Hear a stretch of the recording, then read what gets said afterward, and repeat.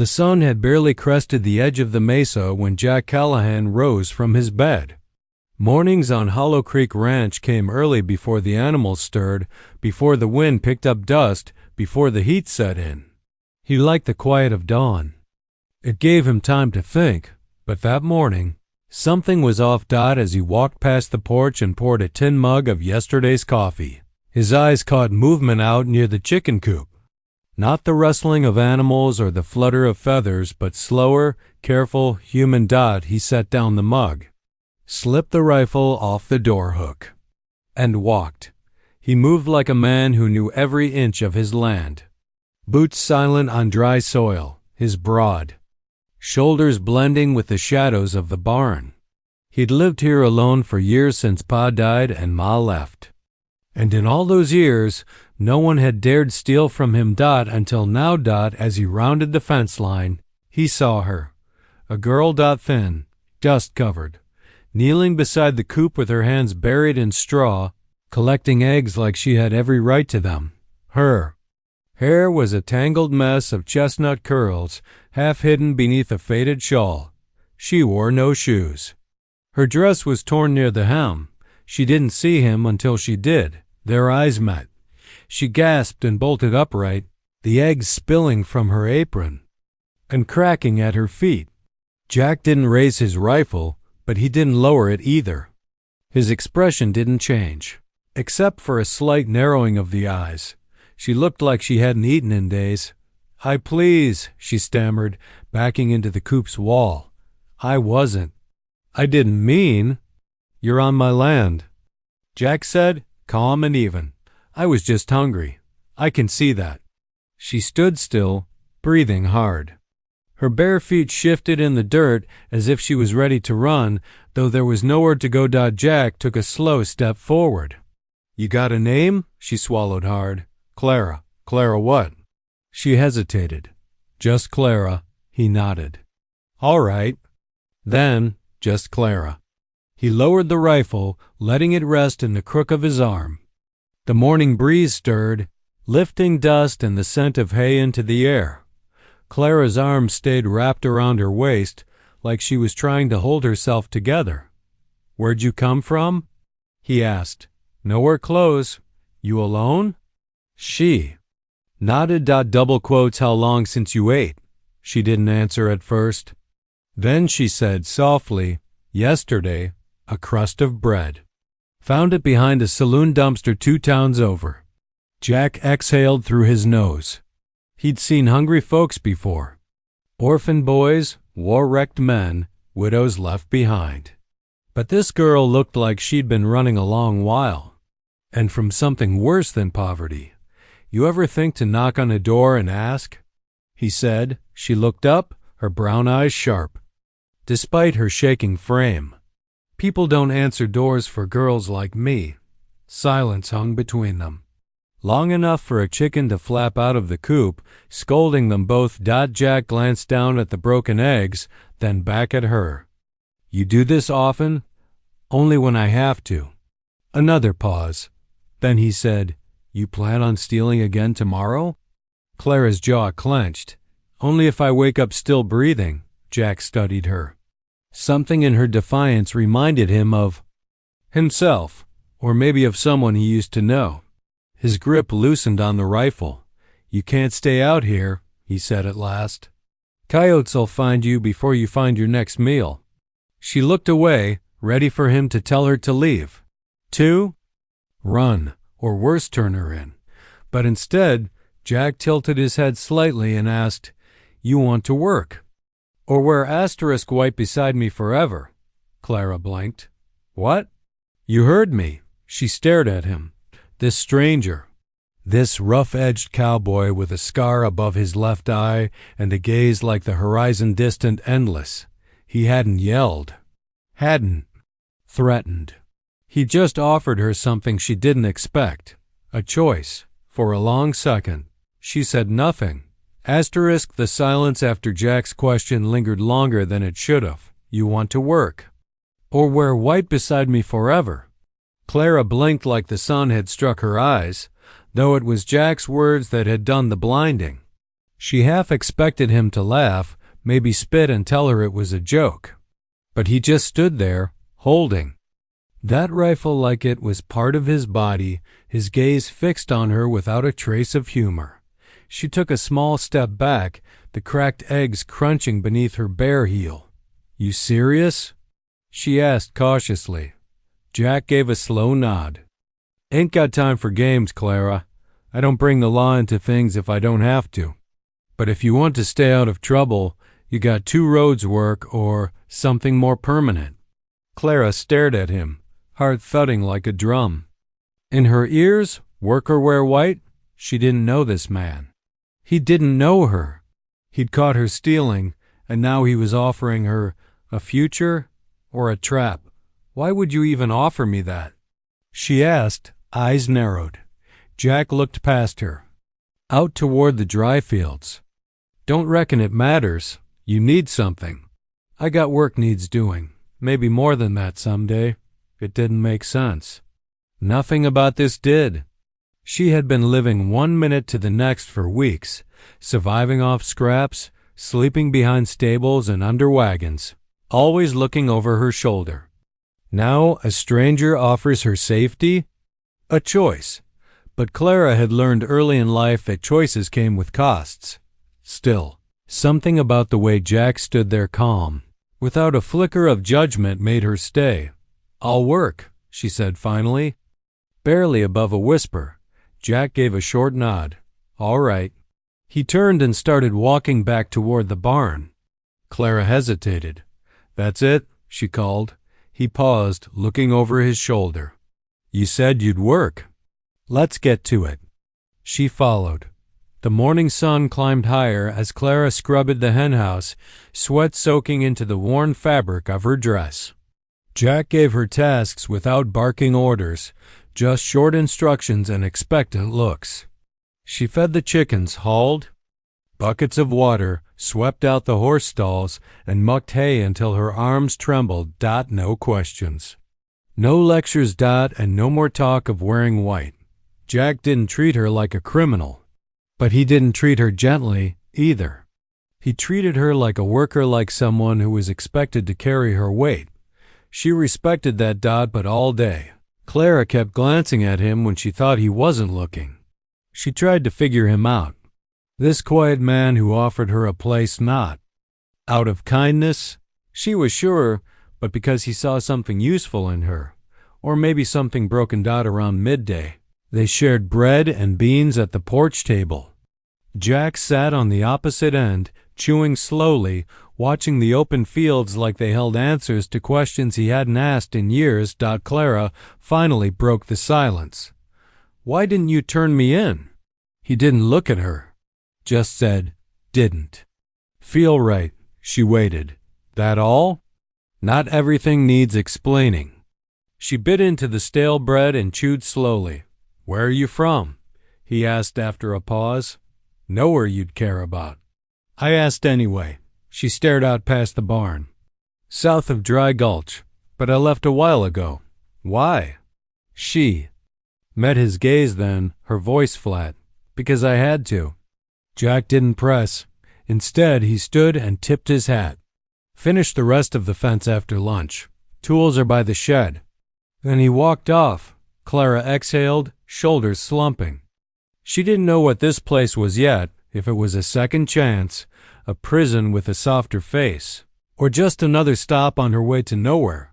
But the eggs she'd stolen had been cleaned up, and she'd eaten without begging. So, for now, she worked. And Jack Callahan, the cowboy who didn't ask too many questions, let her, and the sun rose higher, as if waiting for her answer. The silence after Jack's question lingered longer than it should have. "You want to work, or wait beside me forever?" Clara blinked like the sun had struck her eyes, though it was Jack's words that had done the blinding. She half expected him to laugh, maybe spit, and tell her it was a joke. But he just stood there, holding that rifle like it was part of his body, his gaze fixed on her without a trace of humor. She took a small step back, the cracked eggs crunching beneath her bare heel. "You serious?" she asked cautiously. Jack gave a slow nod. Ain't got time for games, Clara. I don't bring the law into things if I don't have to. But if you want to stay out of trouble, you got two roads, work or something more permanent. Clara stared at him, heart thudding like a drum. In her ears, work or wear white. She didn't know this man. He didn't know her. He'd caught her stealing, and now he was offering her a future or a trap. Why would you even offer me that? She asked, eyes narrowed. Jack looked past her, out toward the dry fields. Don't reckon it matters. You need something. I got work needs doing. Maybe more than that someday. It didn't make sense. Nothing about this did. She had been living 1 minute to the next for weeks, surviving off scraps, sleeping behind stables and under wagons, always looking over her shoulder. Now a stranger offers her safety. A choice. But Clara had learned early in life that choices came with costs. Still, something about the way Jack stood there calm, without a flicker of judgment, made her stay. I'll work, she said finally.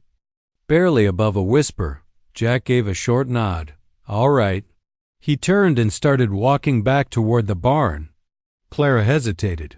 That's it? She called. He paused, looking over his shoulder. You said you'd work. Let's get to it. She followed. The morning sun climbed higher as Clara scrubbed the henhouse, sweat soaking into the worn fabric of her dress. Jack gave her tasks without barking orders, just short instructions and expectant looks. She fed the chickens, hauled buckets of water, swept out the horse stalls, and mucked hay until her arms trembled. No questions. No lectures. And no more talk of wearing white. Jack didn't treat her like a criminal. But he didn't treat her gently either. He treated her like a worker, like someone who was expected to carry her weight. She respected that. But all day, Clara kept glancing at him when she thought he wasn't looking. She tried to figure him out. This quiet man who offered her a place not out of kindness, she was sure, but because he saw something useful in her, or maybe something broken. Around midday, they shared bread and beans at the porch table. Jack sat on the opposite end, chewing slowly, watching the open fields like they held answers to questions he hadn't asked in years. Clara finally broke the silence. Why didn't you turn me in? He didn't look at her. Just said, didn't feel right. She waited. That all? Not everything needs explaining. She bit into the stale bread and chewed slowly. Where are you from? He asked after a pause. Nowhere you'd care about. I asked anyway. She stared out past the barn. South of Dry Gulch, but I left a while ago. Why? She met his gaze then, her voice flat. Because I had to. Jack didn't press. Instead, he stood and tipped his hat. Finished the rest of the fence after lunch. Tools are by the shed. Then he walked off. Clara exhaled, shoulders slumping. She didn't know what this place was yet, if it was a second chance, a prison with a softer face, or just another stop on her way to nowhere. But the eggs she'd stolen had been cleaned up, and she'd eaten without begging. So, for now, she worked. And Jack Callahan, the cowboy who didn't ask too many questions, let her. Asterisk. The first full morning she woke inside the ranch house, Clara barely recognized herself. She'd slept on the old cot in the back room, wrapped in a worn quilt that smelled faintly of tobacco and cedar. A cracked window let in the pink light of dawn, and for the first time in weeks, she hadn't jolted awake in the middle of the night. No footsteps chasing her. No fists slamming doors. Just the soft sounds of wind moving through the dry brush and the occasional rustle of the barn. She pulled on her boots, tied up her hair, and stepped out into the morning air. Jack was already saddling his horse. Sleep. All right? He asked without looking up. Better than I expected, she said, blinking into the sun. Good, he muttered. Fence line on the east side sagging. We'll fix that first. That was how their days went now. No small talk. No big questions. Just dirt, sweat, and the kind of quiet that held more meaning than most conversations she'd known. Clara worked harder than she ever had in her life. Fixing fences meant hammering nails in blistering sun, lifting heavy posts, and hauling barbed wire across uneven ground. Her hands blistered, then hardened. Her back ached at night. Her skin darkened from the sun. She fed the chickens at dawn, learned to bale hay by hand, and mucked out stalls without complaint. When a calf was born breech, one cold morning, she was elbow-deep in mud and blood beside Jack, who gave her one look and simply said, "Hold tight." And she did, because for the first time in a long while, someone needed her to. Evenings came slowly, stretching out like shadows across the land. They'd eat in near silence beans, cornbread, sometimes stew if Jack had remembered to catch a fly. Rabbit. But silence didn't mean coldness. Sometimes. When she caught him watching her across the table, she saw something in his eyes. Not desire. Not pity. Respect. And that made her chest feel strange. Like maybe she was becoming someone worth respecting again. One afternoon, Jack handed her the reins to his old gelding, a steady gray named Dusty. "You ever ride before?" he asked. Clara nodded vaguely. A little. He climbed onto his own horse, then looked at her. "Don't lie," she sighed. "All right." Once, bareback. It didn't go well. Jack gave the smallest hint of a smile, just a flicker in his eyes. "Well, you're not riding bareback today." They spent the afternoon circling the pasture, Jack teaching her the basics. How to sit, how to guide with her knees, how not to panic when the horse moved faster than she was ready for. Clara was clumsy at first. She swore under her breath, nearly. Fell twice, and once yelled at the horse like it could understand her frustration. Jack never laughed. He just rode beside her, steady and quiet, giving advice in that same calm drawl. Don't fight the horse. Just trust it.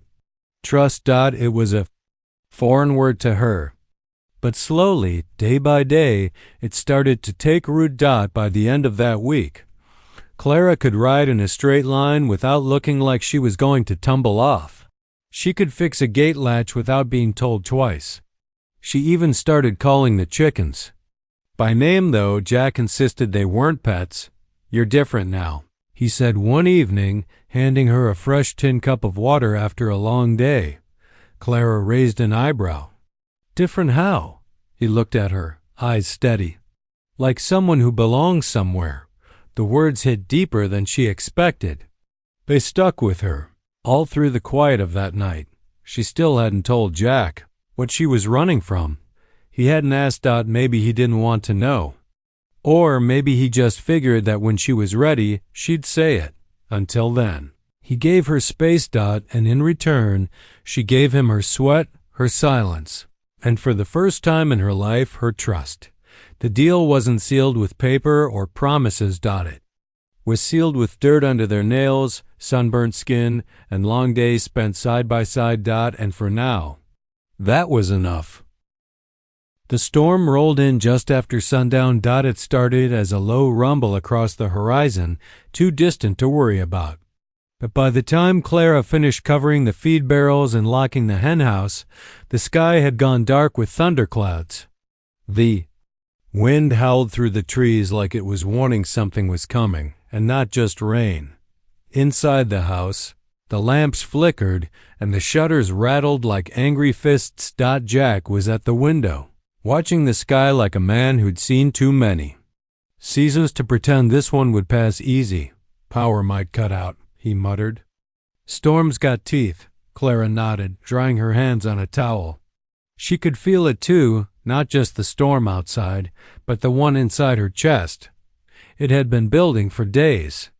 Weeks, really. And now it was time. She sat down near the fireplace, hugging one knee to her chest. "Jack," she said quietly, "you ever wonder what someone's running from?" He didn't turn away from the window. "Only if they look like they're tired of running." "I am." That made him look. The wind slammed against the side of the house as Clara took a shaky breath. "I was with a man once," she began. "His name was Eli Mercer. He ran freight between towns. Had a silver tongue and a sharp temper. Said all the right things when he wanted something. And if I said no, he stopped a skin." Jack's jaw tightened, but he didn't interrupt. "I stayed too long. Thought I could fix him. Thought he'd stop drinking, stop shouting. But one night, he threw me down and said if I ever tried to leave, he'd put me in the ground where no one would ever find me." She paused, her voice barely above the wind now. "So I waited, saved every penny I could sneak. And one night when he was passed out cold, I ran." Jack didn't move, didn't speak. Clara stared into the fire. "That was 2 months ago. I've been moving since. Changed towns, cut my hair short for a while, even told people I was someone else. But I think he's looking for me. I don't know how long I have." Thunder cracked just above the house, shaking the windows. Clara flinched, but Jack stood like stone. He finally spoke. "You think he'd come here?" She nodded slowly. "If he thought I was here, yeah. He's the kind who doesn't let things go." Jack turned away from the window and walked to the hearth. He knelt and threw another log on the fire, letting the embers rise. "You should have told me sooner." "I didn't think you'd want trouble." Jack met her eyes. "You think I built all this just to let someone come in and tear it down?" She didn't answer. "You're not trouble, Clara," he said. "He is." Outside, rain began to lash the roof like nails. The wind howled louder. Jack stood and walked toward the back room. A moment later, he came back and set something beside the door, his old shotgun. "You don't need to be scared here," he said. "Not while I'm standing." Clara stared at the weapon, then up at Jack. "Why would you do this for me?" "Because you chose to stay," he said simply, "and that means something." The next morning, the storm was gone, but the air was heavy and still. When Clara stepped out of the bedroom, she found 2 things waiting for her outside the door: Jack's shotgun, cleaned and ready, and a brand new pair of work boots. They weren't fancy, weren't wrapped in ribbon, but they were hers. They meant something. She bent down, touched the leather, then looked toward the barn where Jack was already feeding the horses like nothing had changed. But it had, because last night she'd told him the truth, and he hadn't. Turned away, he'd armed her. He'd stood beside her. And in Clara's heart, something that had been cold for a long time began to thaw. For the first time, she wasn't just surviving, she was being protected, and maybe, just maybe, she was being loved. Asterisk, the sky was painted blood orange. The night he came, Jack had just finished closing up the corral when he saw the silhouette on the horizon, a lone rider cutting through the heat, hazed like a snake through tall grass. Hooves slow, deliberate, not lost, not wandering, headed straight for them. Clara stepped out onto the porch, wiping her hands on her apron. "You see that?" she asked quietly. Jack didn't answer right away. He didn't need to. His jaw was already tight, his eyes fixed. "I think your past just caught up to us." She swallowed hard. "Eli." Jack gave one slow nod. "Stay behind me." He stepped into the house, grabbed the shotgun from beside the door, the same one he'd left there after the storm, and slid 2 shells in with practiced ease. Clara didn't argue, didn't plead, but her hands trembled as she closed the door. Behind her, the rider dismounted about 30 paces out from the house. He was tall, mean-looking, with a scar down his cheek and a cocky swagger that reeked of bad whiskey and worse memories. His hat was low over his brow, but Clara recognized him even before he tipped it. "Clara," he drawled, smiling like they were old friends at a dance hall. "Heard you been playing house out here with some dirt farmer." Jack stepped out from the porch, shotgun resting easy in his grip. "You lost, stranger?" he asked calmly. Eli chuckled. Don't believe I am. I'm here for something that belongs to me. She don't belong to no one, Jack replied. That's where you're wrong. Eli took a slow step forward. She's mine. Always. Was. Clara opened the door behind Jack, voice hard despite the fear in her chest. You don't get to say that anymore, Eli. His grin twisted. You think this fella's gonna save you? You ran off like a coward, Clara. Left me with nothing. And now you think you can just start over out here like none of it ever happened? Jack didn't flinch. Didn't raise the gun. But he stepped down from the porch, one slow boot after another, and drew a line in the dirt between them. You cross that line, he said evenly. You'll find out just how serious I take protecting what's mine.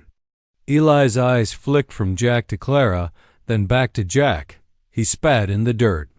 Big words for a man standing in front of my woman. She stopped being yours the moment you raised a hand to her, Jack replied. You think you scare me? I've stared down wolves with more bite. A long silence stretched between them. Nothing but the sound of the wind through the dry grass and the low snort of the horses in the corral. Then Eli reached for his belt, but Jack was faster. Before the other man could even grip his pistol, Jack had the shotgun raised, locked, aimed, and ready. One more inch, Jack said coldly, and I bury you out past the north fence. No marker, no words. Eli froze. His hand hovered near his hip. Then slowly he stepped back. Fine, he muttered. Keep her. She's broken anyway. Jack didn't lower the gun. Get off my land. Eli mounted his horse, boots kicking up dust, and turned toward the ridge. But before he left, he looked back once more. You watch your back, cowboy. Ain't over. Jack didn't respond. He just stood there, shotgun still aimed, until Eli was nothing but a speck on the horizon. Clara ran to him then, breath tight in her chest. You didn't have to. I did, Jack said quietly. You're not running anymore. Not from him, not from anyone. Her voice cracked. I thought he was going to kill you.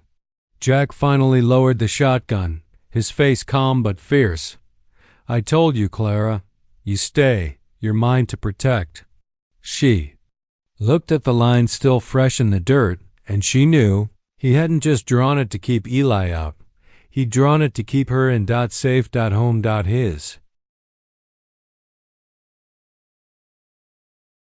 The days after Eli's visit passed in silence, but not the uneasy kind. It was a different sort of quiet. Now like the storm had come and gone, tearing through what it needed to, and left behind stillness, safe stillness. Jack didn't mention the man again. He didn't bring up the shotgun or the line he drew in the dirt. He just worked the land like he always had, calm, steady, present. And Clara? Clara stayed. Not because she was hiding anymore, but because, for the first time in her life, she didn't feel the itch in her boots. The one that always told her to run before someone got too close. Before someone saw the cracks, she fed the animals, rode the trails, and every evening sat across from Jack at the little kitchen table with its wobbly leg and stained wood. He didn't speak much, but something had shifted in the way he looked at her softer, longer. When he handed her coffee, his fingers lingered against hers a half-second more than before. When she laughed, he looked up like he wanted to memorize the sound. He never asked again, not like he did that first day, with dust in the air and broken eggs at her feet. Work or wear white beside me forever. But she could feel the question still there. Only now it wasn't a warning. It was a hope. One morning, Clara stood in front of the cracked mirror in the back room and stared at herself. Her skin had darkened from weeks under the sun. Her hands were rough and scratched. Her dress, the same one she arrived in, was patched, faded, and no longer hung off her like it did when she was half-starved. She looked different, not just stronger. Real. She pulled out a box she'd tucked into the bottom of a crate when she first arrived. Inside it were a few keepsakes, a faded ribbon from her childhood, a small brooch she'd taken from her mother's drawer the night she left home, and at the very bottom a piece of lace. White lace. Once she had imagined it sewn onto a wedding dress. Long ago, back when she believed in things like promises and church bells. She held it in her hands and stared for a long time. Then she folded it and put it in her pocket. That evening, after supper, Clara stood in the doorway while Jack lit the lantern. He looked up when he saw her expression. "Something wrong?" "No," she said. "Something right, maybe." He waited. She reached into her pocket and pulled out the lace, holding it in her hand like an answer. "I've been thinking," she said, voice quiet but steady. "I came here running, hungry, lost." Jack nodded. "I know. You gave me a place. Let me work. Let me be me. And when Eli came, you didn't flinch. You stood your ground for me. I'd do it again." "I know," she said. "That's why I'm not afraid anymore." She stepped closer. "And I'm tired of waiting for the right moment or the right dress or some storybook ending. Life don't work that way." Jack looked at the lace in her palm. "Clara." She interrupted. "So if you're still a skin about the white dress and all, then I'm saying yes." Jack didn't speak for a long moment.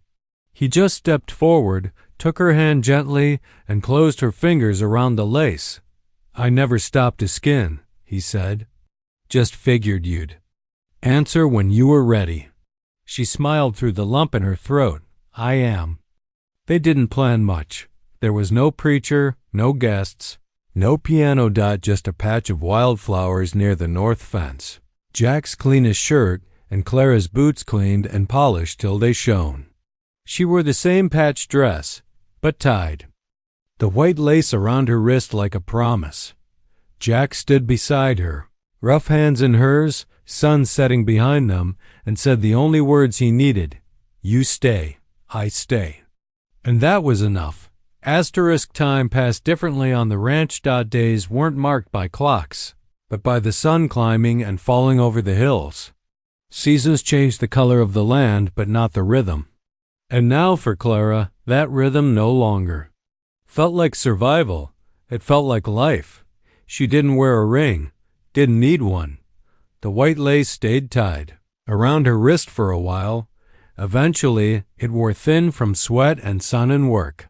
She replaced it with a thinner strip, then another. Jack never mentioned it. He didn't have to. Every time he brushed her hand at the well, or nodded to her across the field with dust on his brow and pride in his eyes, it meant more than vows ever could. Jack built her a porch swing. Didn't say why, just pointed to it one morning and said, "Test the chains for me." It creaked softly when she sat and overlooked the pasture, where the cattle moved like ink across parchment. She used it most in the evenings, when the sun dipped low and Jack came in from the barn with that slow, familiar gait. Some nights, they sat in silence.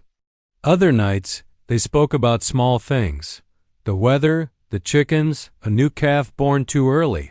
Once, after watching the stars appear one by one, Clara asked, "You ever wish you'd taken a different path?" Jack leaned back in the swing, his arm behind her.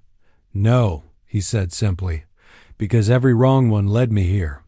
She didn't speak, just leaned her head against his shoulder. Clara had nightmares less often now, but when she did, Jack never said anything in the morning. He'd simply leave the lantern burning a little longer beside her bed the next night, or place a cup of strong coffee in her hand before she even asked. She started sleeping with both boots by the door out of habit. But after a while, they stayed clean. She hadn't packed her things since the night Eli rode off. The bag under her cot remained untouched. Sometimes folks from the town stopped by. A blacksmith, a feed supplier. Once, a traveling preacher asked if they were married proper. Jack looked over at Clara, then back at the preacher. "We're married real," he said. "Don't need it to be proper." The preacher left with, a confused look on his face. Clara laughed about it for 2 days. Jack carved her a nameplate for the gate. Not Callahan Ranch. Like he could have. Just a single word burned into the wood in careful letters. Ours. He didn't say anything when he nailed it in place. Just stood back and looked at it like he'd finally said something that had been on his chest for years. Clara ran her fingers over the word. No one had ever used it with her before, not without conditions. But now it was there, real, permanent like them. Years later, the swing still creaked in the evenings. Their hands aged. The land shifted. Time rolled on like dust across the fields. But the rhythm stayed. He'd fix the barn roof. She'd mend the fence wire. They'd share black coffee every morning and strong silence every night. And some days, without meaning to, they'd stop in the middle of a chore and just smile, half surprised, even now that they'd made it. Not a perfect life. Just a quiet, honest one. And that was more than Clara ever thought she'd have. One night, after watching the stars in silence, Jack finally said, "I was serious, you know." Clara raised an eyebrow. "About what?" "That first day, when I asked if you wanted to work, or wear white beside me forever." She laughed softly. "You asked like you didn't care what the answer was." "I did care," he said. "Still do." She took his hand, calloused and warm. "Well, lucky for you," she whispered. "I chose both." He squeezed her hand gently. And under the wide, open sky of the prairie, two people who the world nearly broke sat side by side and chose each other again, and again, and again. Because love isn't always loud. Sometimes it's a woman who stopped running, a man who never left, and a life they built not with promises but with work, dust, and the kind of quiet forever only the frontier can offer.